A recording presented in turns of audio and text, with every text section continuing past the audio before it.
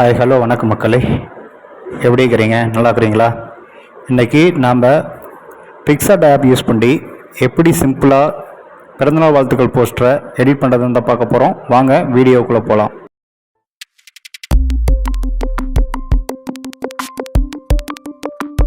Audio Jungle.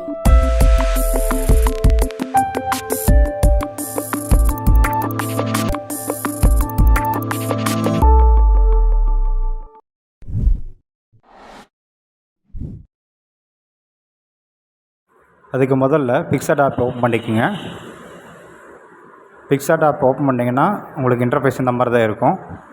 அதில் edit ஏ photo அது கொடுத்தீங்கன்னா உங்களுக்கு வந்து பேக்ரவுண்ட் வைக்கிறதுக்கு தேவையான இமேஜெலாம் உங்களுக்கு ஷோ ஆகும். அதில் உங்களுக்கு பேக்ரவுண்ட் எந்த பேக்ரவுண்ட் வைக்கிறீங்களோ அந்த மாதிரி உங்களுக்கு இமேஜ் செலக்ட் பண்ணிக்கோங்க. அதை வந்து நம்ம எடிட் பண்ணுற ஃபோட்டோவுக்கு இந்த மாதிரி கிராப் பண்ணணும். அது கிராப்பில் போய்ட்டு 3:4 இந்த ரேஷியோவில் செலக்ட் பண்ணி வச்சுக்கோங்க. ஏன்னா போஸ்டர்லாம் மேக்ஸிமம் பார்த்தீங்கன்னா 3:4 செலக்ட் பண்ணிங்கன்னா உங்களுக்கு கொஞ்சம் நல்லாவே இருக்கும். அடுத்தது நீங்கள் யாரை எடிட் பண்ணுறீங்களோ அவங்களோட ஃபோட்டோ எடுத்து வச்சுக்கோங்க. நான் இன்றைக்கி வந்து தலை அஜித் வச்சு எடிட் பண்ணி உங்களுக்கு காட்ட போகிறேன். எந்த ஃபோட்டோ அதில் வந்து உங்களுக்கு நல்லா இருக்குதோ அந்த மாதிரி ஒரு ஃபோட்டோ எடுத்துக்கோங்க.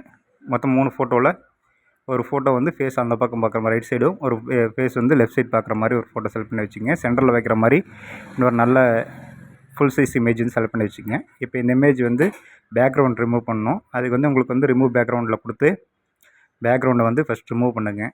ரிமூவ் பண்ணிவிட்டு இந்த எட்ஜஸ்லாம் வந்து கொஞ்சம் ஸ்மூத் பண்ணணும். அதுக்காக எரேசர் ஓப்பன் பண்ணிவிட்டு ஸ்மூத்னஸ் கம்மி பண்ணி எட்ஜஸ்லாம் வந்து கொஞ்சம் ஸ்மூத் பண்ணுங்கள். எட்ஜஸ்லாம் ஸ்மூத் பண்ணுங்கள், நல்லா ஸ்மூத் பண்ணுங்கள். ஸ்மூத் பண்ணிவிட்டு இது இந்த மாதிரி ஒரு இடத்துல நல்ல இடத்துல ப்ளேஸ் பண்ணணும். எந்த மாதிரி வச்சோன்னா உங்களுக்கு ரெண்டு சைடு பார்க்குற மாதிரி உங்களுக்கு வச்சிங்கன்னா உங்களுக்கு ஓரளவுக்கு நல்லாயிருக்கும். அந்த மாதிரி ஒரு இடத்துல நல்லா ஜூம் அவுட் பண்ணி ஒரு இடத்துல ப்ளேஸ் பண்ணிக்கோங்க. அடுத்தது இந்த இமேஜ் வந்து பேக்ரவுண்டுக்கு தகுந்த மாதிரி பிளெண்ட் பண்ணணும். அதுக்கு வந்து நீங்கள் பிளெண்டிங் ஆப்ஷனில் போய்ட்டு உங்களுக்கு மல்டிப்ளே அது கொடுத்தீங்கன்னா உங்களுக்கு வந்து இந்த மாதிரி பேக்ரவுண்டுக்கு தகுந்த மாதிரி பிளெண்ட் ஆகிக்கும். அடுத்து எடிட் பண்ண போகிற இமேஜ் ரைட் சைடு பார்க்குற மாதிரி ஒரு இமேஜ் எடுத்து அதுக்கு தகுந்த இந்த ஃபோட்டோ சூட் ஆகாது, வேறு ஃபோட்டோ எடுத்துக்கலாம். இந்த ஃபோட்டோ கரெக்டாக இருக்கும். இந்த ஃபோட்டோ எடுத்து அதே மாதிரி உங்களுக்கு பேக்ரவுண்ட் வந்து ரிமூவ் பண்ணுங்கள். ஃபஸ்ட்டு பேக்ரவுண்ட் ரிமூவ் பண்ணிவிட்டு அதே மாதிரி உங்களுக்கு கார்னர்லாம் வந்து எட்ஜஸ் ஸ்மூத் பண்ணணும். அதுக்கு எரேசர் ஓப்பன் பண்ணிவிட்டு ஸ்மூத்னஸ் கம்மி பண்ணிவிட்டு ஹார்ட்னஸ் கம்மி பண்ணிவிட்டு உங்களுக்கு எட்ஜஸ்லாம் ஸ்மூத் பண்ணுங்கள். நல்லா இந்த கார்னர்லாம் நல்லா ஸ்மூத் ஆகிற மாதிரி உங்களுக்கு எரேஸ் பண்ணிக்கோங்க. நல்லா அந்த கார்னர்லாம் ஸ்மூத் ஆகிற மாதிரி எரேஸ் பண்ணி வச்சுக்கோங்க. அதுக்கடுத்தது இந்த ஃபோட்டோ நல்லா கரெக்டான இடத்துல ப்ளேஸ் பண்ணிவிட்டு அதே மாதிரி உங்களுக்கு வந்து அந்த பேக்ரவுண்ட் வந்து பிளெண்ட் பண்ணணும். அதுக்கு அதே மாதிரி நீங்கள் பிளெண்டிங் ஆப்ஷனில் போய்ட்டு மல்டிப்ளே கொடுத்தீங்கன்னா உங்களுக்கு அதே மாதிரி பேக்ரவுண்டுக்கு தகுந்த மாதிரி பிளெண்ட் ஆயிரும் ஃபோட்டோ. அந்த எட்ஜஸ்லாம் இன்னுமே கூட பிளாக்காக தெரியுது, அது ஒன்று கொஞ்சம் ஸ்மூத் பண்ணிக்கலாம். அதே மாதிரி எரேசரில் போய்ட்டு ஹார்ட்னஸ் கம்மி பண்ணிவிட்டு அந்த எட்ஜஸ்லாம் வந்து கொஞ்சம் ஸ்மூத் பண்ணிக்கலாம். அந்த பிளாக் தெரியாத அளவுக்கு கொஞ்சம் ஸ்மூத் பண்ணி வச்சிட்டிங்கன்னா உங்களுக்கு கொஞ்சம் நல்லாயிருக்கும் பார்க்குறதுக்கு. அடுத்தது சென்டரில் வைக்கிறதுக்கு தேவையான ஃபோட்டோ வந்து செலக்ட் பண்ணி எடுத்துங்க. நல்லா ஃபுல் சைஸ் ஃபோட்டோ வந்தோன்னா இன்னும் கொஞ்சம் நல்லாயிருக்கும். ஆட் ஃபோட்டோ கொடுத்து உங்களுக்கு சென்டரில் எந்த மாதிரி ஃபோட்டோ வைக்கலாம். உங்களுக்கு சென்டரில் இந்த ஒயிட் கலர் ஃபோட்டோ இருக்கு இல்லைங்களா, இந்த ஃபோட்டோ வச்சுக்கலாம். இந்த ஃபோட்டோ வச்சா கரெக்டாக இருக்கும். அதே மாதிரி உங்களுக்கு பேக்ரவுண்ட் வந்து எரேஸ் பண்ணிக்கலாம். பேக்ரவுண்ட் எரேஸ் பண்ணிவிட்டு உங்களுக்கு அதே கார்னர் வந்து ஸ்மூத் பண்ணணும். அதுக்கு உங்களுக்கு பழைய மாதிரி தான் உங்களுக்கு எரேசரில் போய்ட்டு ஹார்ட்னஸ் கம்மி பண்ணிவிட்டு அந்த கார்னர்லாம் கொஞ்சம் ஸ்மூத் பண்ணிக்கங்க. நல்லாவே ஸ்மூத் பண்ணுங்கள். பேக்ரவுண்டோட மெர்ஜ் ஆகிற மாதிரி நல்லா ஸ்மூத் பண்ணிக்கோங்க. ஸ்மூத் பண்ணிவிட்டு உங்களுக்கு எந்த இடத்துல தேவையோ அந்த ஃபோட்டோ வந்து எந்த இடத்துல ஃபிக்ஸ் பண்ணால் நல்லாயிருக்குமோ 2 தலைக்கும் கேப்பில் செட் பண்ணுற மாதிரி அந்த ஃபோட்டோ வச்சுக்கோங்க. இன்னும் கொஞ்சம் இறக்கி வச்சா நல்லாயிருக்கும். அடுத்தது ஃபாண்ட்டு நான் பின்னாடி வந்து தலைன்னு கொடுக்குறேன். உங்களுக்கு நீங்கள் உங்கள் ஃபோட்டோ வைக்கிறீங்க அப்படின்னாக்கா அதுக்கு தகுந்த மாதிரி என்ன பேரோ உங்கள் பேரோ அந்த பேரை கூட டைப் பண்ணி வச்சுக்கலாம். லேயரில் போய்ட்டு அந்த முன்னாடி இருக்கிற ஃபோட்டோவுக்கு பின்னாடி அந்த டெக்ஸ்ட் வர மாதிரி ஃபிக்ஸ் பண்ணி வச்சுக்கிறேன். டெக்ஸ்ட்டு எங்கே ப்ளேஸ் பண்ணால் நல்லாயிருக்குமோ அந்த மாதிரி இடம் பாருங்கள். அதே மாதிரி பிளெண்டிங்கில் போய்ட்டு மல்டிப்ளே ஓவர்லே கொடுத்தீங்கன்னா உங்களுக்கு பேக்ரவுண்டுக்கு தகுந்த மாதிரி உங்களுக்கு அந்த லெட்டர்ஸ் வந்து ஃபிக்ஸ் ஆகிடும்.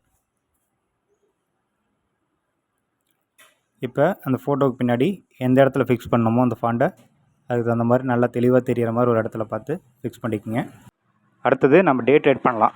பர்த்டே டேட்டு May 1 டைப் பண்ணி எந்த இடத்துல ப்ளேஸ் ஆகிற மாதிரி, நல்ல இடத்துல ப்ளேஸ் ஆகிற மாதிரி வைக்கிறேன். அதே மாதிரி உங்களோட பர்த்டே டேட் என்னவோ அந்த மாதிரி டேட்டை வந்து நீங்கள் டைப் பண்ணி வச்சுக்கலாம். மே ஃபாண்ட்டு சூஸ் பண்ணிவிட்டு எந்த இடத்துல வச்சா உங்களுக்கு நல்லா இருக்குமோ அந்த மாதிரி இடத்துல ஃபிக்ஸ் பண்ணி வச்சுக்கோங்க. அடுத்து இந்த ஃபாண்ட் கலர் வந்து சேஞ்ச் பண்ணலாம். பிளாக்காக இருக்குது, ஒயிட்டை சேஞ்ச் பண்ணிக்கலாம். ஃபாண்ட் கலரில் போய்ட்டு உங்களுக்கு ஒயிட் கலர் சேஞ்ச் பண்ணி வச்சுக்கோங்க.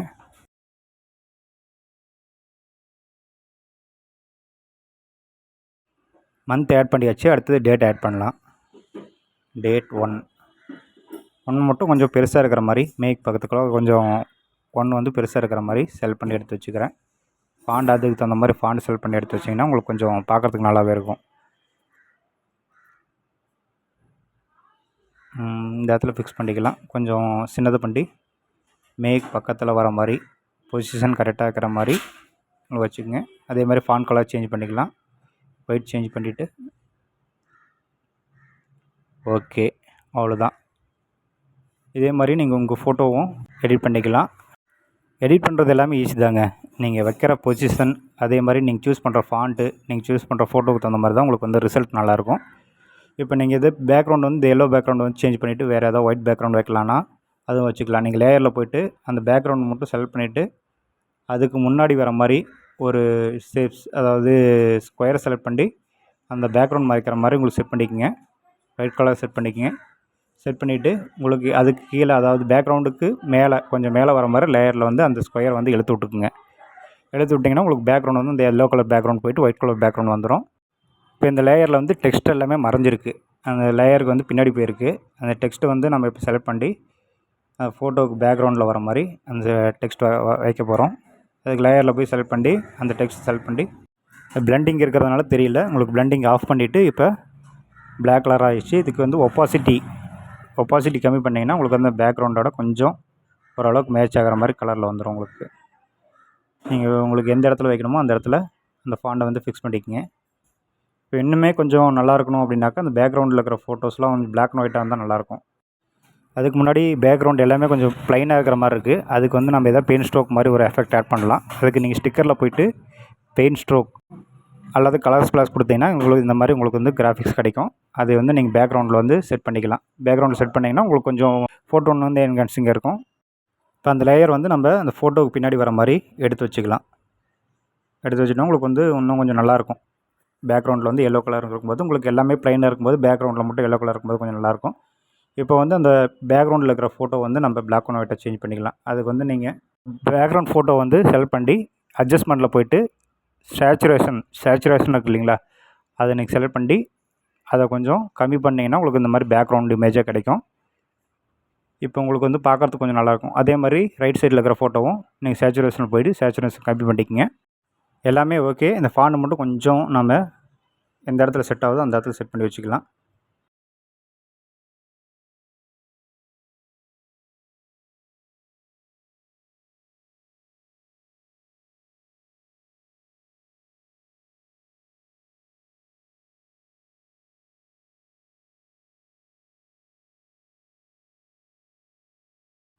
ஆல்மோஸ்ட் ஃபினிஷ் ஆயிடுச்சு.